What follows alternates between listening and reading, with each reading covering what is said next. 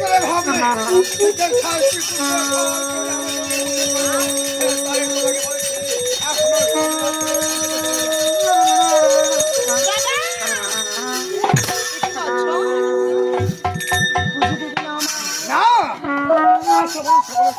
তোমার পুজো করে আমার লাভ কি হবে?